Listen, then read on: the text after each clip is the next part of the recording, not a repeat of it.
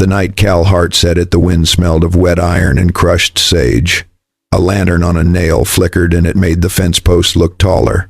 Evelyn Monroe stood in her yard, arms crossed, jaw set, and tired clear through. Her daughter Lily watched from the porch, holding the rail like it might run away. Cal kept his hat in his hands because you don't talk big under another person's roof. The old windmill squealed once, then went quiet, like it knew better. 2 riders had passed slow at dusk and they didn't wave. Cal nodded toward the stable and spoke like a man placing a last chip. "I'll sleep in the stable and ask for nothing else. No tricks tonight. Subscribe to the channel and ride with me to the end. How are your knees holding up these days?" Evelyn didn't soften, not even a little. "Why would a stranger fix my water and not take a dime?" Cal looked past her toward the west field that should have been green by now. "I don't like the hands squeezing you," he said, and he kept his voice low. A barn owl called from the cottonwoods and Lily flinched at the sound. Evelyn's eyes stayed on Cal's face like she was reading a wanted poster. "Morning will tell me," she said. Cal nodded once, and that nod cost him something he didn't name. "I've seen folks gamble on pride and lose worse than money. Dry Creek wasn't much to look at unless you like dust and quiet threats. The valley pinched tight there, and the road carried every rumor on its back. Men leaned on hitching posts and watched you like they were counting your teeth. I'm not proud to say it, but I learned early to listen before I speak. That habit kept me alive, and it kept Cal alive too. Evelyn Monroe had owned her place in every way that mattered except on paper. Her husband had died 2 winters back after a fever that wouldn't let go. There wasn't a funeral fit for a postcard, just a cold day and hard hands. She kept the farm going because quitting wasn't on her list. Lily learned to carry water before she learned to braid her hair right. The orchard still tried and the chickens still laid, but the west field kept failing. Folks in town called it a curse, because that word is cheap, and it sells easy. Bad luck is the laziest tool in a thief's kit. 2 local ranchers, Clyde Benson and Earl Riggs, had ridden out more than once. They'd crouched near the ditch, nodded slow, and talked like they cared. Then they'd offered to buy, and they'd done it with soft smiles. Evelyn turned them down every time, and she did it without raising her voice. Riggs said he respected grit, and his eyes said he enjoyed the struggle. Benson tipped his hat, and his boots stayed too clean for a working man. They left polite, and that's what made it worse. Cal Hart drifted into Dry Creek on a Thursday looking for coffee and quiet. His coat was sun-faded, and his hands showed honest wear. He'd done rail work, fence work, and a little law work when law needed arms. Nothing heroic, just the kind of labor that leaves you stiff in the morning. He took a chair near the saloon wall and kept his back to it. A telegraph key clicked behind the bar, sharp and steady like a woodpecker. That sound always makes me think of trouble arriving early. Benson and Riggs sat 2 tables over, speaking loud enough to be heard. Men like that act careless when they want witnesses. Riggs laughed and slapped the table like he'd just won a hand. Benson leaned in and spoke about acreage and spring payments and a widow's limits. They didn't say Evelyn's name at first because that makes the theft feel cleaner. Then Riggs said it, Monroe land, and he smiled like it was already deeded. Cal didn't react, not on his face anyway. Inside, something tightened the way a cinch strap tightens in one pull. Out by the hitching rail, a 3rd man waited in the lamplight. Silas Crow, the broker who spent more time at the county seat than in the saddle. He wore a decent coat and carried papers like they were scripture. Benson met him there, and Riggs followed, still laughing. Crow unrolled a sheet, and Cal saw a wax seal stamped hard in red. The paper caught the light, and I'd bet it looked official from 10 paces. Cal moved his cup and angled his ear like he was just shifting. Crow's voice was low, but one phrase came through clear. Redstone courthouse lien notice posted in spring. Cal left the saloon without a show and stepped into the cold night air.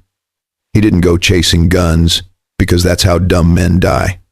A smarter man looks for the hinge, not the hammer. He walked behind the livery and slept in a saddle blanket by the tack room wall. Before sleep took him, he watched the street and counted the lanterns still burning.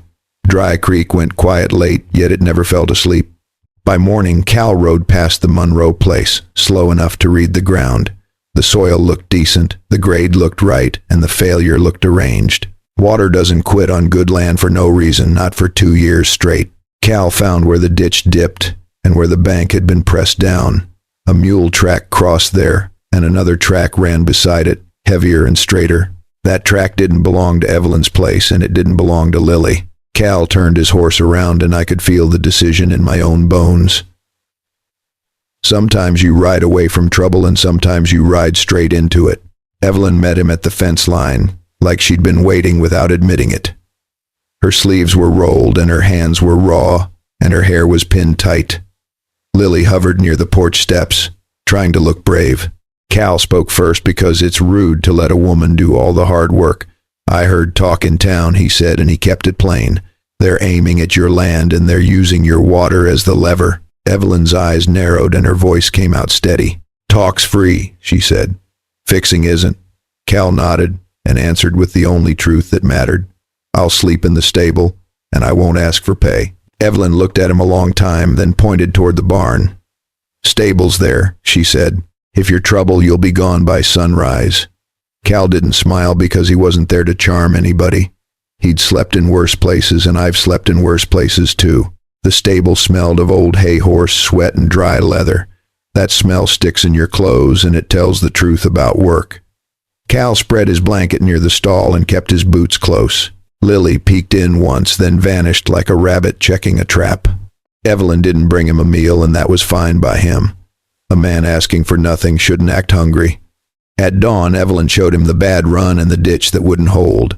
She pointed with 2 fingers the way folks do when they're tired of explaining. "Here," she said, "and here." Cal knelt, pressed his palm into the damp soil, and felt the collapse. The bank wasn't aged out, it was pushed and held down. He looked up, and he didn't dress it up. "Someone's been leaning on this," he said. Evelyn's face went still, and that stillness meant she understood. Lily watched both of them, eyes wide, taking notes without paper. Cal set stakes, measured grade, and marked a line with charcoal. He moved slow because rushing makes mistakes, and mistakes cost blood out here. A shovel bit into earth, and the sound was steady and almost calming. Some men talk while they work to prove they aren't afraid. Cal worked quiet and let the dirt answer. Short breaths, long pulls. Lily started bringing twine, nails, and whatever her hands could carry. She asked questions, and Cal answered straight even when it wasn't pretty. "What happens when water runs wrong?" she asked, and her voice cracked. "It goes somewhere," Cal said, and he kept his eyes on the trench. "Sometimes it goes where it can do harm." Evelyn listened from the bank, and she didn't correct him. A mother knows when teaching matters more than comfort. By the second week, the ditch line opened clean, and the break showed itself. A coupling sat wrong, threads scored fresh, and the joint packed with clay. That clay wasn't there by accident. It was there to hide the crime. Cal held it up, and his jaw tightened. Evelyn stared, and I swear her breathing got quieter. Lily covered her mouth like she'd just seen a snake in the feed bin. Cal didn't spit, and he didn't curse, though he wanted to. "I've seen this before," he said, and his voice had no pride in it. "Somebody loosened it, then dressed it up so you'd blame yourself." Evelyn's eyes flashed, and for a second she looked ready to march into town alone. Then she swallowed it down because rage is loud, and loud gets you hurt. That night the rain came hard, and the stable roof drummed like a snare. Cal lay awake listening to the wind shove at the boards. Footsteps passed outside, slow and measuring, not a farmer's pace. The mare snorted once and stamped like she didn't like the smell of whoever it was. Cal held his breath, and his hand went near his boot, not for drama, for sense. The steps paused, then moved off, and the gate latch clicked soft. A warning, not a mistake. Cal sat up and stared into the dark until his eyes hurt. In the house, Evelyn didn't sleep either, and you could feel it in the silence. Next morning, Cal moved the tools closer to the porch like it was nothing. Evelyn noticed, and her gaze asked a question she wouldn't speak.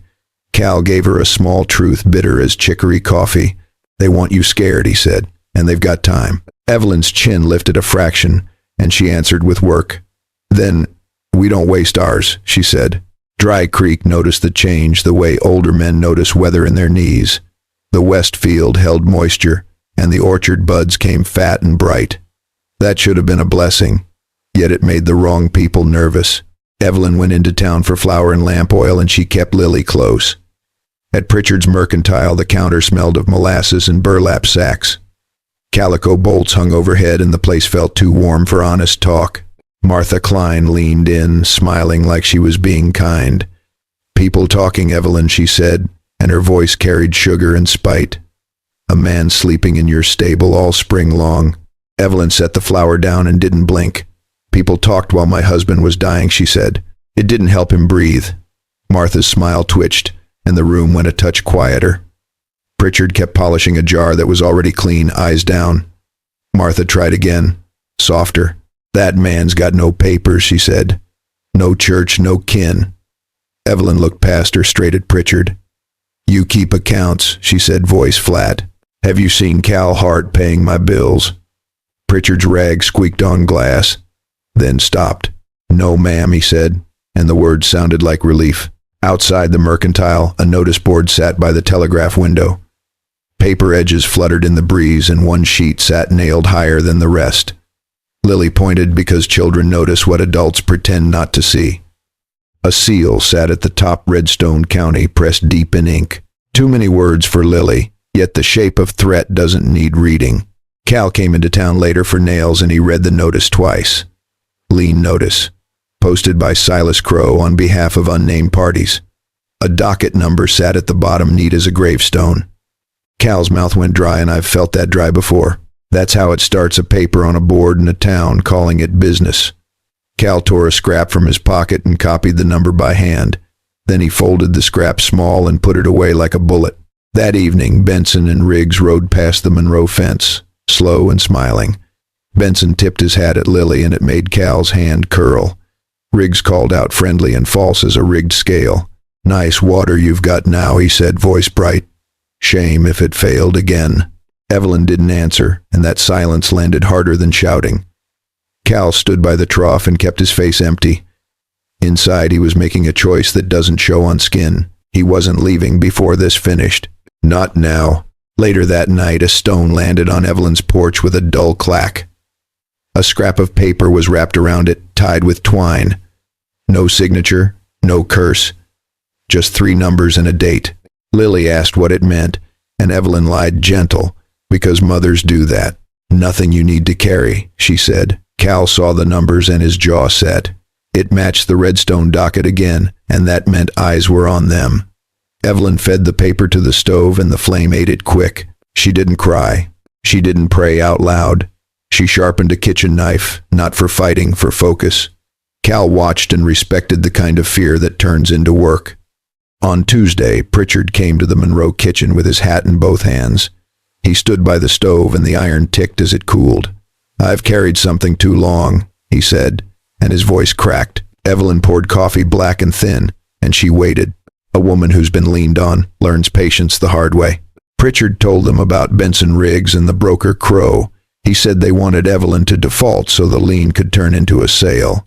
They'd timed it for spring, when seed money runs out and a widow counts beans.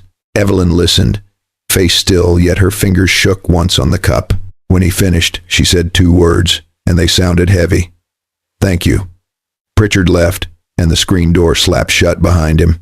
Lily traced a crack in the table with one finger.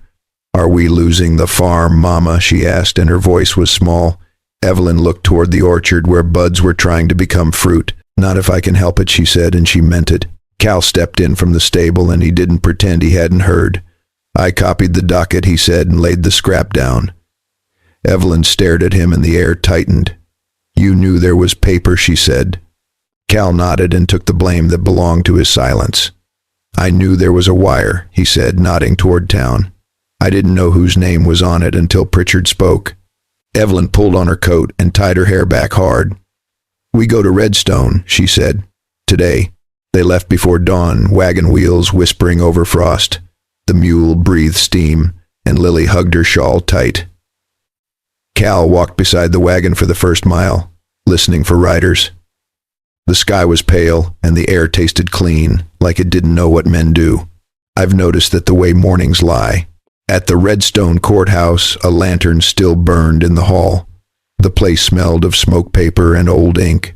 A clerk blinked at them sleepy, then his eyes sharpened at Cal. Cal kept his voice calm, because calm wins more doors than anger. "We need the lien file," he said, and he gave the docket number. The clerk hesitated, and Evelyn laid a silver coin down without smiling. Money doesn't buy justice, but it buys attention. They read the file at a high desk under a dusty window. Crow's seal sat there, and it looked proud of itself. Benson's signature was listed as witness neat and practiced. Riggs signed too, with a flourish like a man showing off. Evelyn's lips pressed together, and Lily stared at the ink like it might bite. Sheriff Tate stepped out from a side door, badge catching lantern light. "This is a civil matter," he said, like he'd said it 1,000 times. "That line has ruined good folks and saved bad ones."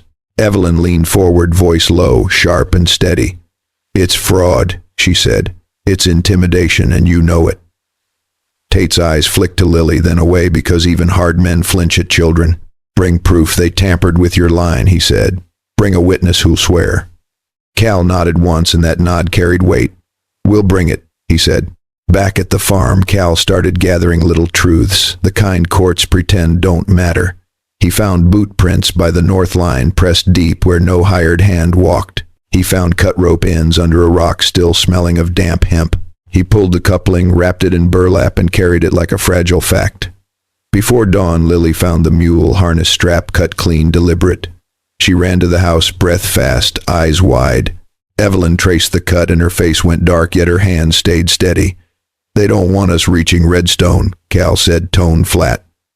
"We go anyway," Evelyn answered, and that decision sat solid on the table.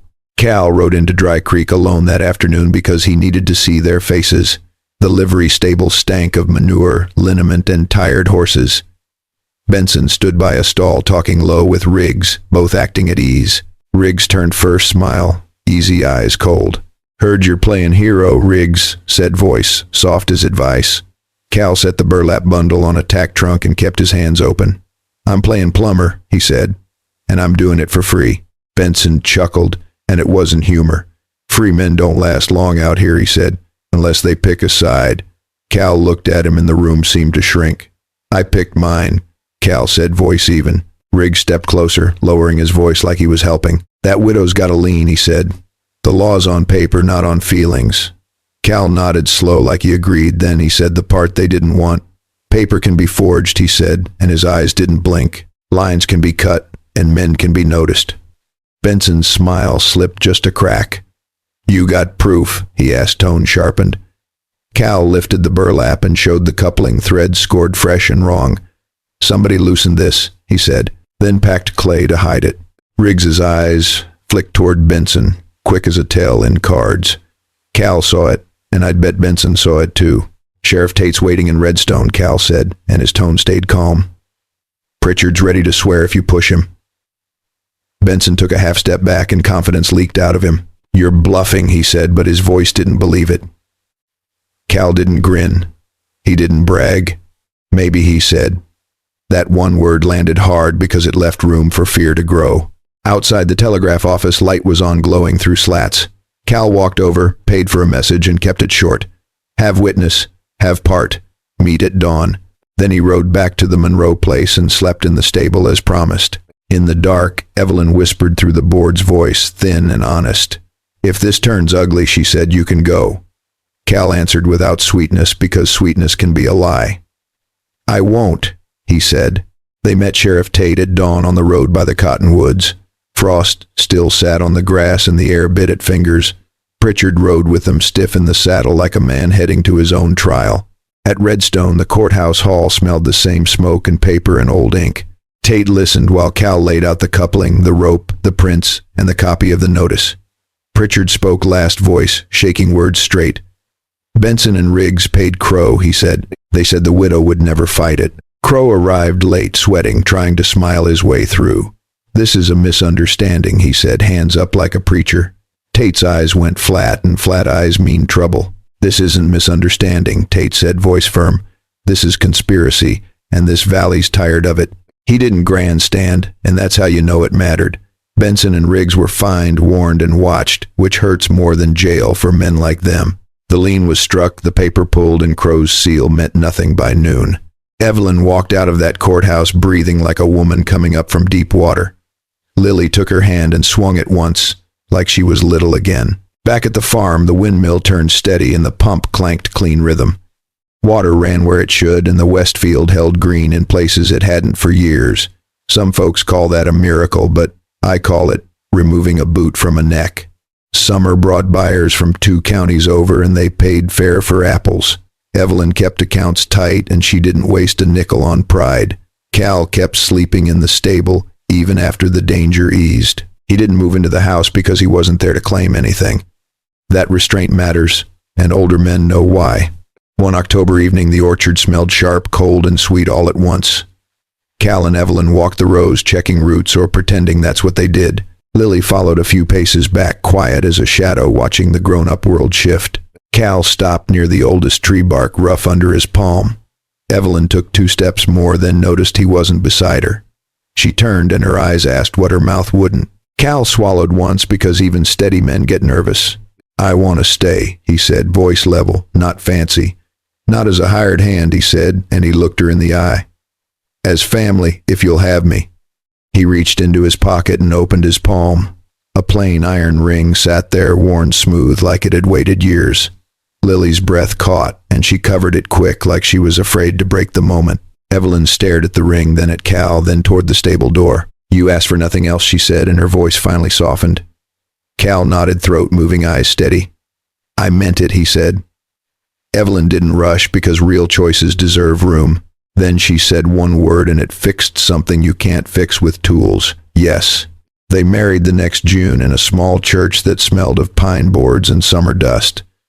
Sheriff Tate tipped his hat, Pritchard gave a short toast, and nobody made it a show. Lily stood proud beside her mother, wearing a dress Evelyn had stitched by lamplight. Back home, the windmill turned, the pump worked, and the Westfield stayed green. Cal still did the morning checks, because love isn't a speech, it's a habit. Water came up cold from the ground, and the sound of it felt like peace. If you've ever seen a decent man show up at the right time, tell me about it in the comments. And if your hands ache when the weather changes, do you have a trick that helps? If this story stayed with you, then take a second and let me know.